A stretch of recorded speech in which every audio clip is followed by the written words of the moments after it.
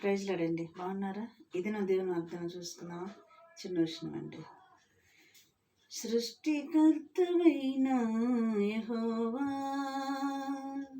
నీ చేతి పనినైన నాపై ఎందుకింత ప్రేమ?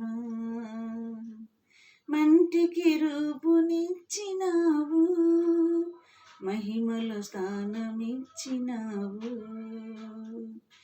నాలో నిన్ను చూచావు, నీలో నన్ను దాచావు. నిస్సార్థమైన నీ ప్రేమ మరణము కంటే బలమైనది నీ ప్రేమ. సృష్టికర్తవైన యెహోవా.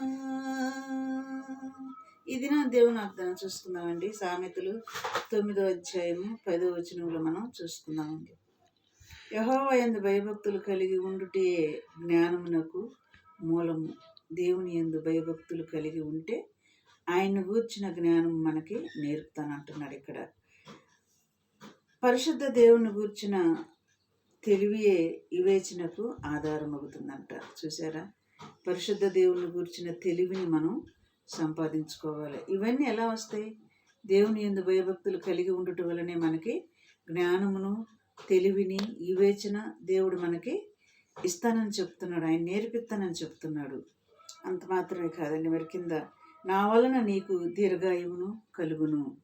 ఆయన యందు భయభక్తులు కలిగి ఉండటం వలన ఆయన యందు జ్ఞానమును ఇస్తానని చెప్తున్నాడు. మరి పరిశుద్ధ దేవుని గురించిన తెలివియు వివేచనకు ఆధారముకు ఆత్మను కూడా మనకి ఇస్తానని చెప్తున్నాడు. దాని వలన మరి నీకు దీర్ఘాయువు కూడా కలుగునని చెప్తున్నాడు. ఈ దిన వాగ్దానం అండి. చిన్న ప్రార్థన చేసుకున్నాం. స్తోత్రములు ప్రభా, నువ్వు ఇచ్చే జ్ఞానాన్ని మేమందరం కూడా పొందుకోవటానికి నీ కృప దయచేసి నీ రాకడకు మమ్మల్ని ఆయత్తపరచమని నజరేయుడైన యేసు నామములో అడిగి వేడుకుంటున్నాను తండ్రి. ఆమేన్. God bless you.